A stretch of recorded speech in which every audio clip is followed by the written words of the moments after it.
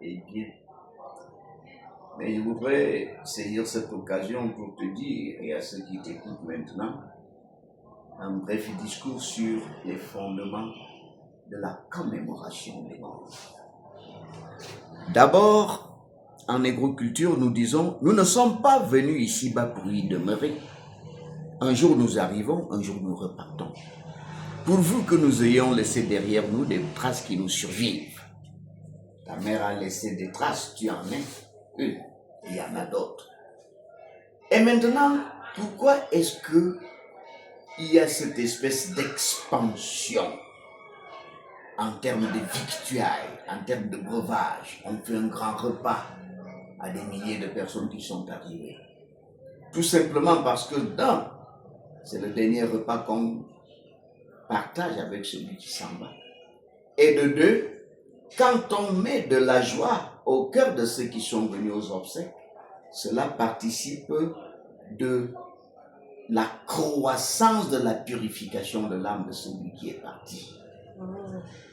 Il faudrait donc ne pas oublier qu'il serait de bon ton que même une fois par an, ou par 2 ans, ou par 5 ans, tu donnes à boire et à manger sous forme de festin à la population, parce que le bien que nous faisons à la mémoire de ceux qui sont partis participe aussi au processus de purification de leur âme dans l'au-delà.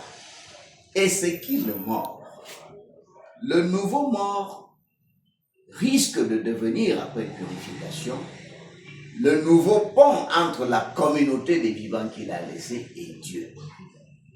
Nous faisons donc une expansion en termes de matériel, dépenses en argent, en bien de bouche, bien de breuvage, tout simplement parce que nous voulons bichonner les rapports entre celui qui est parti et nous, au cas où il devient le pont entre Dieu et nous.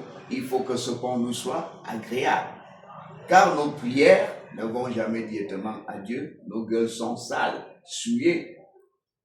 Elles boivent de l'alcool, font de la médisance, courtisent des jeunes et des vieilles femmes. Donc, nos bouches ne sont pas du tout pures. Aussi procédons-nous par des actions de grâce, afin que ceux qui ont été purifiés par la mort soient ceux qui transitent nos prières à Dieu. Donc, j'ai une question. C'est permis. Oui. Même 20. Voilà, en fait, pendant la cérémonie du deuil, le vendredi, lorsque on vient avec le corps chez sa mère, parce qu'elle a demandé à être enterrée chez sa maman, parce qu'elle est d'Angola et Mondola. Et je suis parmi les premières personnes qui arrivent sur le terrain en Colmeya. Là, on avait creusé sa tombe, on nous a montré on pouvait creuser la tombe, on a eu des corbeaux sont arrivés. C'est très bien dans la mesure où, je t'abrège, dans la mesure où, en agriculture, l'âme des morts est représentée par des oiseaux. La présence des oiseaux démontre donc que ses géniteurs, ses ancêtres sont venus l'accueillir. Et il va faire, son âme va faire un bon voyage dans l'au-delà. Quand il n'y a pas présence d'oiseaux, il pourrait arriver que l'âme de celui qu'on met sous terre soit bloquée quelque part. Exemple, tu dois un mouton à cet individu, tu ne le lui as pas remboursé avant sa mort, avant ta mort, il ne te l'a jamais pardonné, ça va te bloquer. Aussi verriez-vous que dans la cour des obsèques, on demande toujours,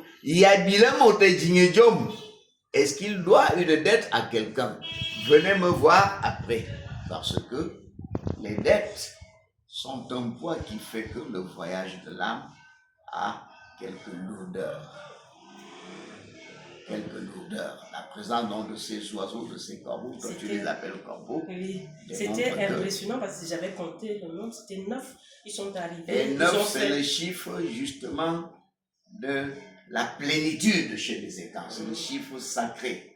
Pourquoi 9? Parce que le chiffre numéral de la femme c'est 4, le chiffre numéral de l'homme c'est 5, C'est l'addition des deux qui donne le chiffre sacré 9. Et le compte s'arrête à 9. 0, 1, 2, 3, 4, 5, 6, 7, 8, 9. Dès que tu dis 10, c'est 9 plus 1. Si c'est 100, c'est 9 multiplié par. Si c'est 1000, c'est 9 multiplié par. Le compte s'arrête donc à 9, qui est le chiffre sacré de la plénitude.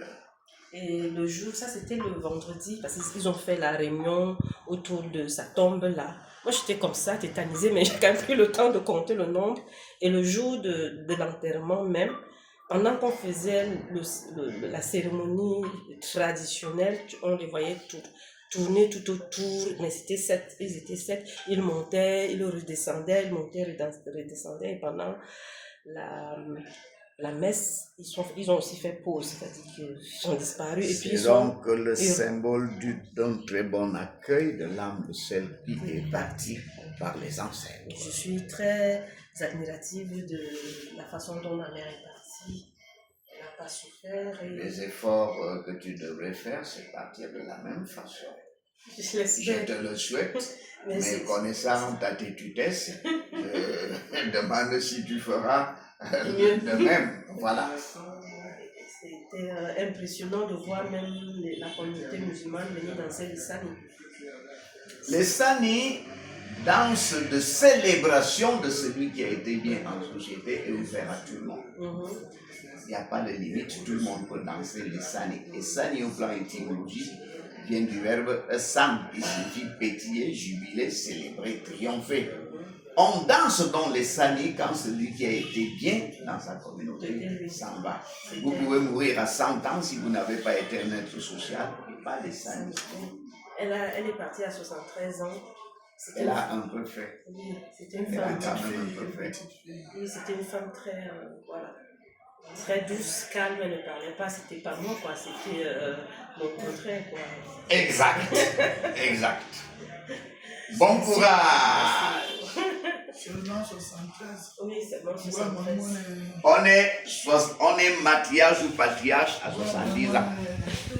Donc, elle est partie à l'âge